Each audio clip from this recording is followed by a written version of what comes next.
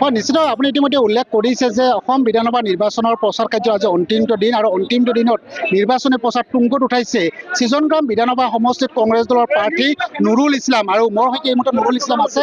আজি অন্তিমটো পৰ্যায়ে আহি পালে প্ৰচাৰ কাৰ্যৰ কি ক'ব?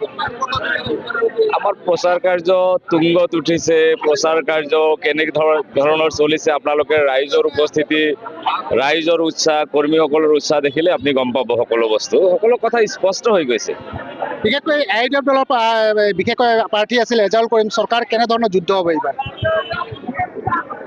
AIUDFক অসমৰ ৰাইজে নস্যাৎ কৰিছে, ইতিমধ্যে নস্যাৎ কৰিছে। তেওঁলোকে বলে পাৰা নাই, সেইকাৰণে এতিয়া তেওঁলোকে আকৌ আছাদুদ্দিন ওৱেইচি ডাঙৰীয়াক লৈ আহিছে তেলেংগানাৰ পৰা। গতিকে সেইটোৰ পৰাই আপোনালোকে গম পায়, স্পষ্ট হৈছে বস্তুবিলাক যে তেওঁলোকক যে এইবাৰ অসমৰ ৰাইজে বিদায় দিছে, এই কথাটো তেওঁলোকে এতিয়া আছাদুদ্দিন ওৱেইচি ডাঙৰীয়াৰ কান্ধত উঠি এই নিৰ্বাচনী বৈতৰণি পাৰ হ'ব খুজিছে।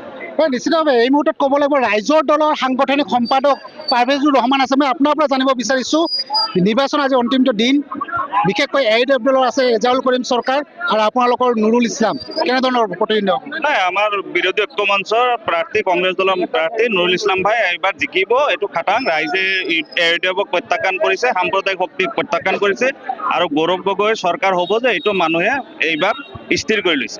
ৰেজাউলক কিয় প্ৰত্যাখ্যান কৰিব? ৰেজাউলক প্ৰত্যাখ্যান কৰিব, কাৰণ যেতিয়া তেখেতৰ এফিডেভিটটো আহিছিলে, তেতিয়া আমি প্ৰশ্ন কৰিছিলোঁ, ৰাইজে প্ৰশ্ন কৰিছে যে 2024-2025 আপুনি যিটো ইনকাম টেক্স ফাইল কৰিছিলে, যিটো ৰিটাৰ্ণ দেখাইছে, আপোনাৰ ইনকাম দেখাইছে প্ৰায় এৰাউণ্ড 7 লাখ, সেইটোৰ লগত আপোনাৰ সম্পত্তিৰ মিল খোৱা নাই।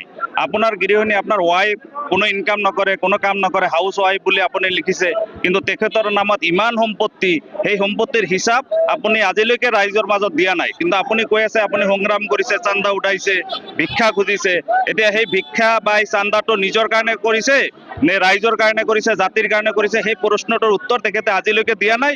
আমি অহাকালিলৈকে ৰখি আছো যে অন্ততঃ তেখেতে এই প্ৰশ্নৰ উত্তৰটো দিব যে তেখেতৰ ৱাইফৰ ইমান সম্পত্তি ক'ৰ পৰা আহিল, যিজন ৱাইফে কোনো কাম বন নকৰে, গৃহিণী হয়।